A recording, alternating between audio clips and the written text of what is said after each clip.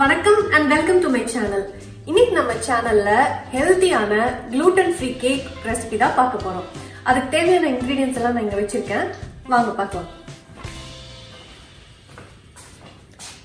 almond மாவு, அதுக்கு அப்புறம் oats மாவு. இது வந்து oats flour நான் கடையில வாங்குனது இல்ல. இந்த மாதிரி oats வந்து quick cook oats இல்லனா rolled oats வாங்கி அது வந்து நான் மிக்ஸில போட்டு அரைச்சு எடுத்துர்க்கேன். இது வந்து கேரட் துருவினது. அதுக்கு அப்புறம் 3 நல்ல பழுத்த பனானா, அப்புறம் salt, baking powder, baking soda, raisins, 2 egg, nutmeg, cinnamon, அதுக்கு அப்புறம் vanilla extract, maple syrup தான் நம்ம ஸ்வீட்னருக்கு யூஸ் பண்ண போறோம். So maple syrup. இப்போ ஃபர்ஸ்ட் ஸ்டெப் இந்த 3 பனானாவையும் நல்லா வந்து இதுல போட்டு ஃபோர்க் வச்சு நம்ம மசிச்சு எடுத்துக்கலாம். இந்த மாதிரி போட்டு இந்த மாதிரி நல்லா ஃபோர்க் வச்சு மசிச்சுக்கோங்க.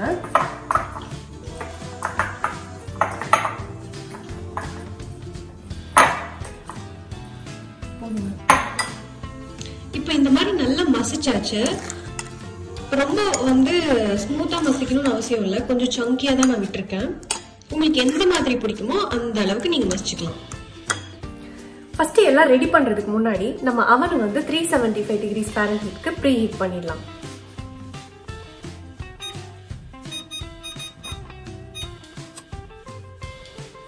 இப்போ கேக் பண்றதுக்கு எல்லா இன்கிரிடியன்ட்ஸும் ரெடியா இருக்கு. அவனும் ப்ரீ ஹீட் பண்ணியாச்சு. கேக் பொறுத்த வரைக்கும் இன்கிரிடியன்ட்ஸ் மட்டும் கரெக்டா இருந்தா பத்தாது, அதை எப்படி பக்குவமா செய்யணும்ன்றதும் அதுதான் ரொம்ப ரொம்ப முக்கியமான ஸ்டெப். அது சொல்லி தரதுக்காக நம்ம சேனலுக்கு இன்னைக்கு நம்ம ஃப்ரெண்ட் வந்திருக்காங்க. ஹாய், இவங்க பேர் ஸ்வாதி. சூப்பரா பேக் பண்ணுவாங்க. இன்னைக்கு நம்ம நிறைய பேக்கிங் டிப்ஸ் இவங்க கிட்ட இருந்து கத்துக்க போறோம். சோ வாங்க டிலே பண்ணாம நம்ம வீடியோக்குள்ள போலாம். இப்போ ஃபர்ஸ்ட் நம்ம வந்து வெட் இன்கிரிடியன்ட்ஸ் எல்லாம் ரெடி பண்ணிடலாம். அதுக்கு ஃபர்ஸ்ட் வந்து 2 எக் வந்து நம்ம உடைச்சு ஊத்திக்கலாம்.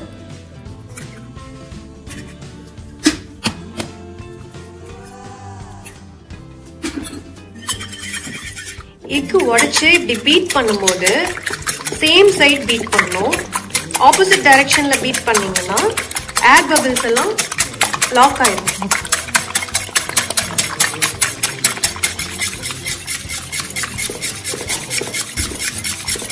ஸோ நீங்க ரைட் சைட் பீட் பண்றீங்கன்னா ரைட் சைட், இல்ல லெஃப்ட் சைட்னா லெஃப்ட் சைட், அதே தான் கண்டினியூ பண்ணணும். ஆப்போசிட் டைரக்ஷன்ல பண்ணக்கூடாது. இதுதான் வந்து நம்ம கேக் வந்து ஃப்ளஃபியா வர்றதுக்கு ஹெல்ப் பண்ணும்.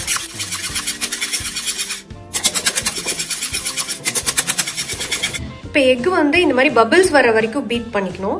இதுக்கு வந்து நமக்கு ஹேண்ட் பிளெண்டரே இருந்தா போதும், நம்ம எலக்ட்ரிக் பிளெண்டர்லாம் தேவையில்லை. அடுத்தது பாத்தீங்கன்னா 1 டீஸ்பூன் வந்து வெனிலா எக்ஸ்ட்ராக்ட்.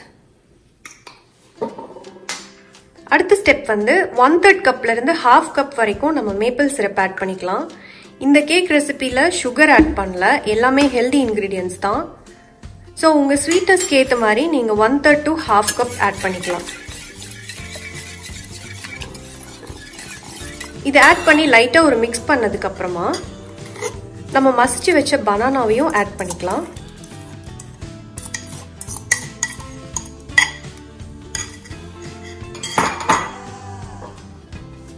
இப்போ நம்ம துருவி வச்ச கேரட்டையும் அடுத்த ஸ்டெப்ல ஆட் பண்ணிக்கலாம். இது வந்து அப்ராக்சிமேட்லி 4 கேரட். ஸோ கிரேட் பண்ணதுக்கு அப்புறமா 2 கப்ஸ் வந்தது. இது எல்லாத்தையும் நல்லா மிக்ஸ் பண்ணிக்கலாம்.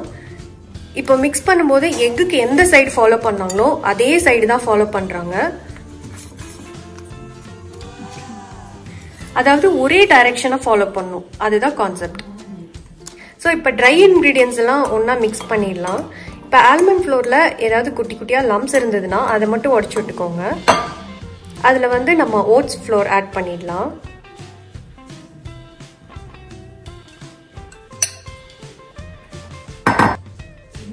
அதுக்கப்புறம் சின்னமன், நம்ம எடுத்து வச்ச ட்ரையா இருக்க இன்கிரீடியன்ஸ் எல்லாமே இந்த ஸ்டேஜ்ல நம்ம ஆட் பண்ணி எல்லாம் மிக்ஸ் பண்ணிடலாம். இது நட்மெக்,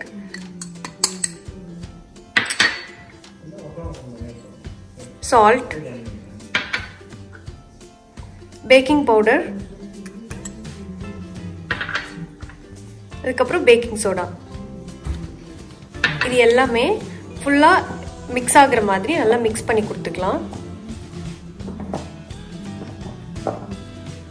இப்போ ட்ரை இன்க்ரீடியன்ட்ஸ் கம்ப்ளீட்டாக மிக்ஸ் பண்ணியாச்சு.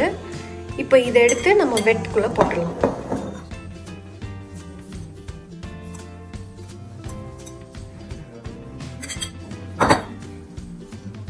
இப்போ ட்ரை இன்க்ரீடியன்ட்ஸ் ஆட் பண்ணதுக்கு அப்புறமாவும் அதே சேம் டைரெக்ஷனில் தான் நம்ம மிக்ஸ் பண்ணணும். அதை தான் அவங்க பண்ணுறாங்க.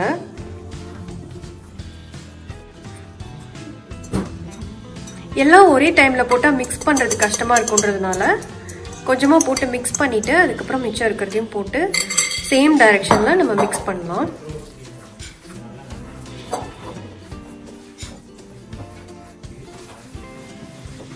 இப்போ எல்லாம் மிக்ஸ் ஆகிற வரைக்கும் பண்ணால் போதும், ஓவர் மிக்ஸ் பண்ணக்கூடாது. ஸோ இப்போ நம்ம லாஸ்ட்டாக ஆட் பண்ண வேண்டியது ரைசன்ஸ் மட்டும்தான். ரைசன்ஸ்க்கு பதிலாக நீங்கள் வேறு ஏதாவது ட்ரை ஃப்ரூட்ஸ் கூட ஆட் பண்ணிக்கலாம், லைக் cranberries அது கூட ஆட் பண்ணிக்கலாம். இப்போ இது எல்லாமே நல்லா மிக்ஸ் பண்ணியாச்சு. இப்போ நம்ம கேக் ட்ரேயில் போட்டுடலாம். எதில் பேக் பண்ணுறீங்களோ அதில் பார்ச்மெண்ட் பேப்பர் லைன் பண்ணிவிட்டு அது ரொம்ப மடமடன்னு இருக்கும்.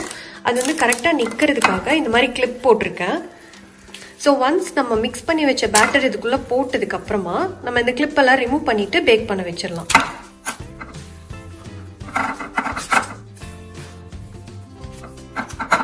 இப்போ எல்லா பேட்டரும் போட்டு லெவல் பண்ணதுக்கப்புறமா நம்ம அந்த கிளிப்ஸ் எல்லாம் ரிமூவ் பண்ணிடலாம். ஸோ இனிமேல் அந்த பார்ச்மெண்ட் பேப்பர் எதுவும் ஆகாது. ஸோ இந்த டைமில் நம்ம ரிமூவ் பண்ணிடலாம். இப்போ நம்ம எடுத்து வச்ச ½ கப் ஆஃப் ரைசன்ஸில் கொஞ்சமாக மிச்சம் வச்சுருந்தோம். இது சும்மா டெக்கரேஷனுக்காக, இது ஆப்ஷனல் தான். வேண்டான்னா நீங்கள் மாவுலேயே போட்டு மிக்ஸ் பண்ணிக்கலாம்.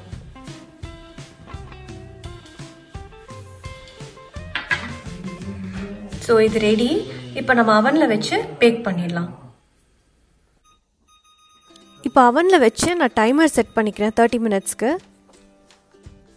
கேக் பேக் ஆகிறதுக்குள்ளே மீன்வைல் வந்து நம்ம ஃப்ராஸ்டிங் ரெடி பண்ணிடலாம். அதுக்கு வந்து நான் இன்றைக்கி க்ரீம் சீஸ் ஃப்ராஸ்டிங் போட போகிறேன். க்ரீம் சீஸ் வந்து அந்த 226 கிராம்ஸ் அந்த பேக் கிடைக்கும், அது எடுத்துக்கோங்க ஒரு பேக் ஃபுல்லாக. நான் வந்து ரூம் டெம்பரேச்சரில் வச்சுருந்தேன், ஒரு 4 ஹவர்ஸ் முன்னாடி எடுத்து வச்சிட்டேன்.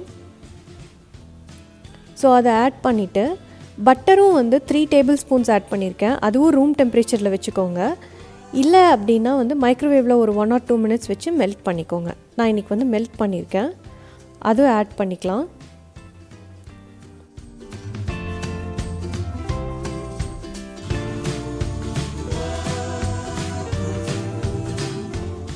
அதுக்கப்புறம் 1/4 கப் வந்து மேப்பிள் சிரப் ஆட் பண்ணியிருக்கேன். அப்புறம் 1 டீஸ்பூன் வந்து வெனிலா எக்ஸ்ட்ராக்ட். இந்த ரெசிப்பியில் நம்ம சுகரே ஆட் பண்ணல, ஃபுல் அண்ட் ஃபுல் வந்து ஹெல்தி இன்க்ரீடியன்ட்ஸ் தான், அதனால தான் மேப்பிள் சிரப் ஆட் பண்ணியிருக்கோம். இப்போ இந்த ஃப்ராஸ்டிங்கில் க்ரீம் சீஸ் வேண்டான்னு நினைக்கிறவங்களுக்கு வந்து இதுக்கு பதிலாக க்ரீக் யோகர்ட் கூட யூஸ் பண்ணிக்கலாம். இப்போ எலக்ட்ரிக் பீட்டர் வச்சு நல்லா பீட் பண்ணிக்கலாம், எல்லாம் மிக்ஸ் ஆகிற வரைக்கும்.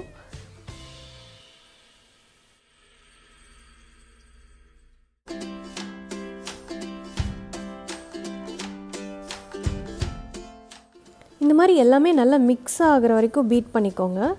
அதுக்கப்புறம் இதை எடுத்து நம்ம ஃப்ரிட்ஜில் வச்சிடலாம். கேக் பேக் பண்ணுற வரைக்கும் கொஞ்சம் செட் ஆகிறதுக்காக நம்ம ஃப்ரிட்ஜில் வச்சிடலாம்.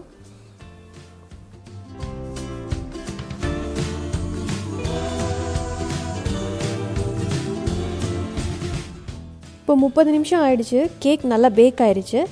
கேக் வந்து பேக் ஆயிடுச்சான்னு செக் பண்ணுறதுக்கு நீங்கள் வந்து ஒரு டூத் பிக் இல்லைன்னா வந்து ஒரு ஃபோர்க் அந்த மாதிரி ஏதாவது நைஃப் உள்ளே விட்டு நீங்கள் எடுத்திங்கன்னா மாவு ஒட்டாமல் வெளியில் வரணும், அதுதான் கரெக்டான பதம். இப்போ இந்த பிளேட்டில் நான் எடுத்து ஆற வச்சிடுறேன். ஒரு 1 or 2 ஹவர்ஸ் ஆற வச்சுருங்க. அதுக்கப்புறமா மேலே ஃப்ராஸ்டிங் போடலாம். இப்போ கேக் 2 ஹவர்ஸ் நல்லா ஆறிடுச்சு, ஃபுல்லாக கூல் டவுன் ஆகணும். இல்லைனா இந்த ஃப்ராஸ்டிங் போடும்போது வந்து இதெல்லாம் மெல்ட் ஆயிரும். ஸோ அதனால் கம்ப்ளீட்டாக ஆறினதுக்கப்புறமா நம்ம ஃப்ராஸ்டிங் போட ஸ்டார்ட் பண்ணலாம். ஃப்ராஸ்டிங்கும் வந்து ஃப்ரிட்ஜில் வச்சதுனால நல்லாவே செட் ஆகிடுச்சு.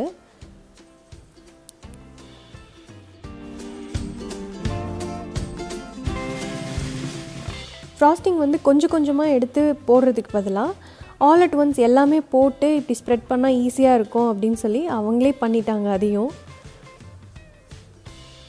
இது நம்ம ரெகுலராக மைதாவில் பண்ணுற கேக் மாதிரி ஸ்பாஞ்ச் மாதிரி வராது, க்ளூட்டன் ஃப்ரீ கேக்குன்றதுனால. ஸோ ஃபஸ்ட் டைம் பண்ணுறீங்கன்னா நல்லா வரலன்னு நினச்சிக்காதீங்க, அது கொஞ்சம் ஹார்டாக தான் வரும்.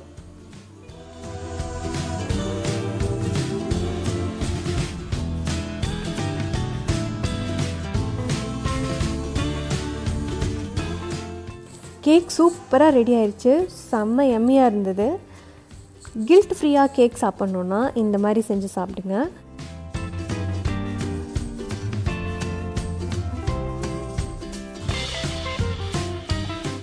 இந்த ரெசிபியை நீங்களும் உங்கள் வீட்டில் ட்ரை பண்ணி பார்த்து என்ஜாய் பண்ணுங்கள். இந்த வீடியோ உங்களுக்கு பிடிச்சிருந்ததுன்னா லைக் பண்ணி ஷேர் பண்ணி சப்ஸ்கிரைப் பண்ணுங்கள். நன்றி.